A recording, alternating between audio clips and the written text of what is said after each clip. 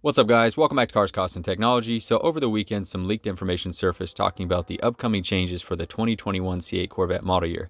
Now, this is a really big topic right now because there are a lot of people who ordered what they thought would be a 2020 Corvette. Due to the delays, are going to be pushed back to a 2021 model year. There are also people waiting to get an allocation for a C8 Corvette that are going to need to order a 2021 since, of course, they're no longer accepting orders for a 2020 anymore. And then obviously you've got all the people who have a 20 C8 right now that are going to be concerned, of course, that if the 21 comes out with some new mechanical changes or they no longer have the latest and greatest, that would sort of stink to only have the newest Corvette for just a few months before something better comes out. You've also got the concern of there being a major price change, which obviously there's been rumors about that. But based on this leaked information, I would say that none of us have really much to worry about. It does look like GM's going to do the best they can to make this a smooth transition and nothing too bumpy for any one of the owners that I just mentioned in any of those scenarios. Now, I do want to point out that Corvette Blogger has a really good article on all the changes. If you want a more in-depth, dive into each one of these items, I would recommend jumping over there. I also want to give credit where credit's due. It looks like Aaron Adams at Sim Chevrolet originally posted this information, or at least it's watermarked on the list of changes. I'm not sure if you want to be credited with a leak when you're coming from a dealership, but nonetheless want to make sure credit is given where it's due. So let's go ahead and dive into some of these changes and talk about the impact that this could have on the 2021 car. So let's talk about the exterior colors first. Looks like there's going to be the addition of red mist tint coat as well as silver flare.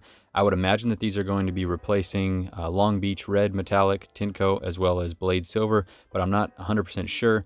Neither of these two colors were on my radar for my car. They both look good, but not necessarily anything that impacts me largely. If you're a fan of either of those two existing colors or maybe excited to see these new colors, hopefully we'll see some pictures and videos of these colors in person soon, but it looks like that's going to be a change.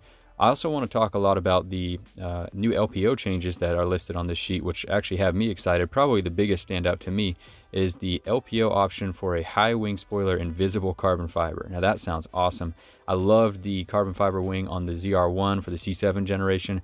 So if it's anything like that, man, that's going to be an incredible looking spoiler. I don't know exactly what that would cost, considering that the existing high wing spoiler is $1,150.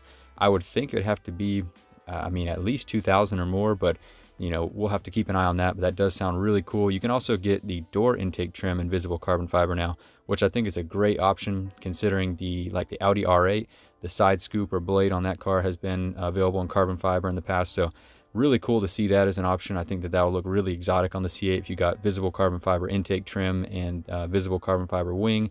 It doesn't look like the visible carbon fiber ground effects will still be available for 2021. I'm not sure exactly what happened with the issues with the supplier for that or how they're going to be getting these other items in carbon fiber, but we'll see. So much has changed from when the 2020 was announced to now. It's definitely possible that this leaked information is either incorrect or there's some things that will change between now and the time that the car actually goes into production, or especially by the time people are actually taking delivery of 2021 models. So let's just take this as what it is, which is just leaked information, interesting to look at and sort of have a discussion on, but definitely nothing that I would just take to heart and consider as guaranteed. You've also got, it looks like, some information on the mag ride will now be available as a standalone option. That's kind of cool if maybe you're just wanting the car for a daily driver or a touring car, didn't want to buy the Z51 package like you have to now in order to get mag ride. There's going to be a ton of new stripe options available. Again, the full list will be available on Corvette Blogger if you want to check that out. A lot of different color options. The main thing that stood out to me in that list is that they're now listing a Stinger stripe, which I think is really cool because Stinger stripes always look really good on the C7 generation. And to my knowledge, I looked through the order guide, they weren't available on the C8 for the 2020 model year. So that's just that little stripe that goes on the hood. I think they could really do a good job of putting that in the on the front trunk or the front hood on the C8 and integrating it in with the body lines and how they sort of come together to a V shape. So really excited to see what the Stinger stripe looks like on the C8 Corvette. That's a really exciting item. There's also the Stingray R themed graphics package. I would say this is probably going to be like a C8R type replica, or at least that's what most people are guessing here. We've seen those type of packages in the past with the C7 Corvette, so should be really cool to see that. I'm excited to see what a C8R themed Stingray will look like. Figured they'd probably hold off until the Z06 for that, but looks like it may be something available on the Stingray. You've also got some color combination changes available for 3LT interiors on the 2021 model year. But nothing really major standing out to me on this as a dramatic mechanical change to the car. So I don't think that we have anything to worry about as far as, again, whether you're a 2020 owner concerned that the technology in your car will be outdated. I don't think that's the case. Or whether you're a 2021 potential owner concerned that the price is going to skyrocket. I don't really see that. Like I said, I think with the circumstances, obviously it's unfortunate where we're at right now in the process of ordering this car and allocations and getting it out to owners, but it doesn't look like these changes warrant any kind of dramatic change in price or any type of buyer's remorse for a 2020 owner. So I think we're all good. It is interesting to look at this though.